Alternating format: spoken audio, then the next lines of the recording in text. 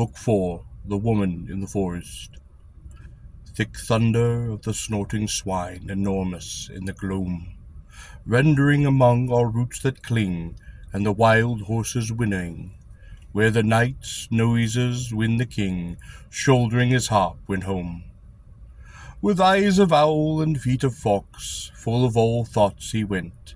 He marked the tilt of the pagan camp, the palling of the pine, the sentry's tramp, and the one great stolen altar lamp over Guthrum in his tent.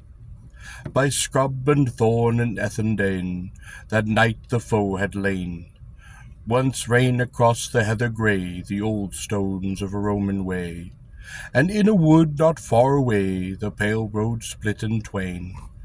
He marked the wood and the cloven ways with an old captain's eyes, and he thought how many a time had he sought to see a doom he could not see, how ruin had come and victory, and both were a surprise.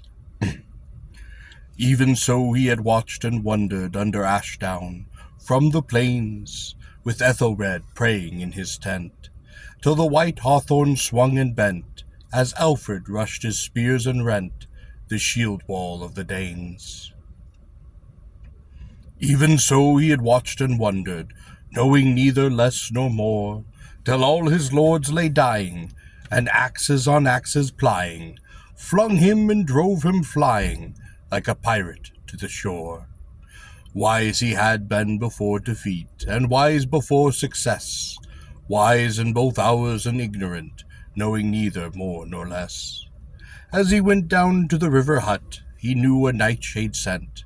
Owls did as evil cherubs rise, with little wings and lantern eyes, as though he sank through the under skies, but down and down he went. As he went down to the river hut, he went as one that fell, seeing the high forest domes and spars, dim green or torn with golden scars, as the proud look up at the evil stars in the red heavens of hell. For he must meet by the river hut them he had bidden to arm, Mark from the towers of Italy, and Colin of the sacred tree, and Eldred who beside the sea held heavily his farm. The roof leaned gaping to the grass, as a monstrous mushroom lies. Echoing and empty seemed the place, but opened in a little space a great grey woman with scarred face, and strong and humbled eyes. King Alfred was but a meagre man, bright-eyed but lean and pale, and swordless with his harp and rags, he seemed a beggar such as lags, looking for crusts and ale. And the woman with a woman's eyes, of pity at once and ire, said when that she had glared a span, "There is a cake for any man, if he will watch the fire."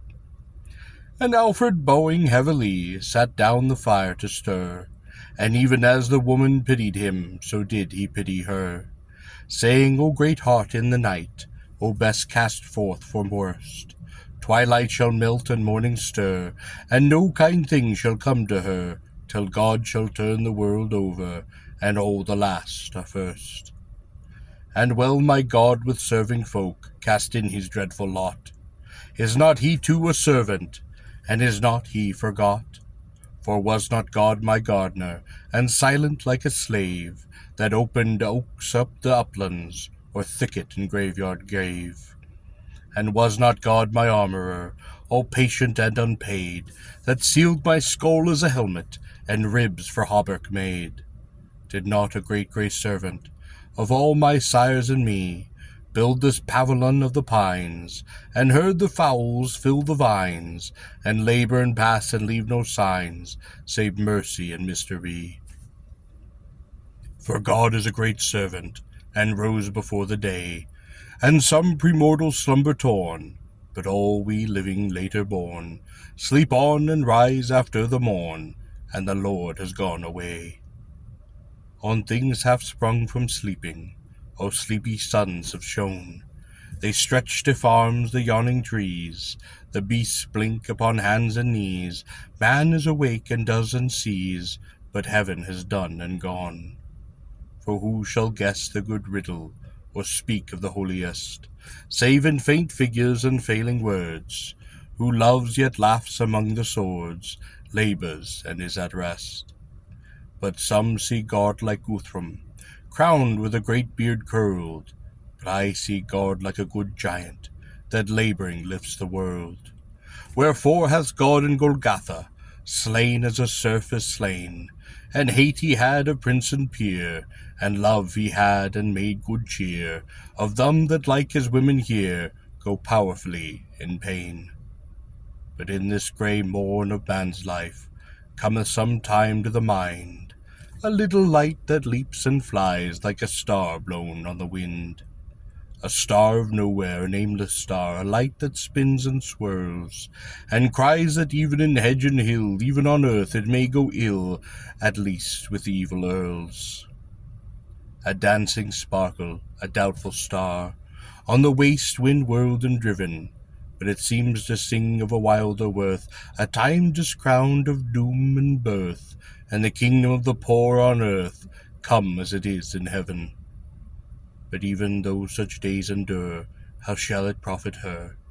Who shall go groaning to the grave, with many a meek and mighty slave, field breaker and fisher on the wave, and woodman and wagoner? Bake ye the big world all again, a cake with kinder leaven. Yet these are sorry evermore, unless there be a little door in heaven.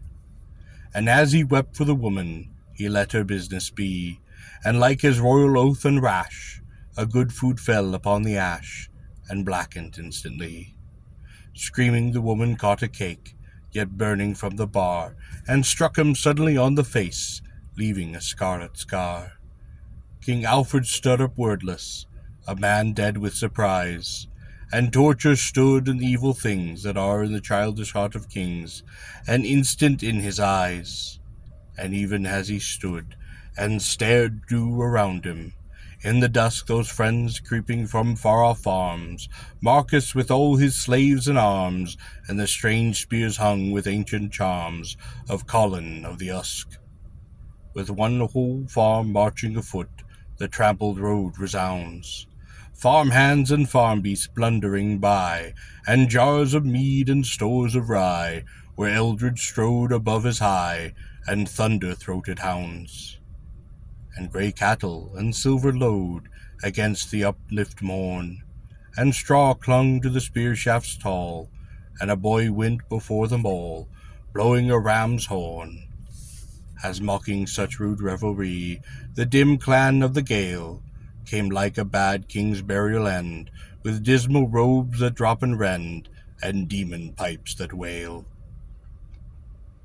In long outlandish garments, torn though of antique worth, with druid beards and druid spears, as a resurrected race appears out of an elder earth.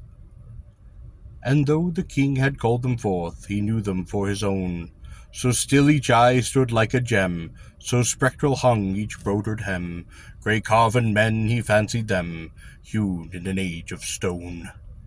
And the two wild peoples of the north stood fronting in the gloom, and heard and knew each in its mind the third great thunder on the wind, the living walls that hedge mankind, the walking walls of Rome.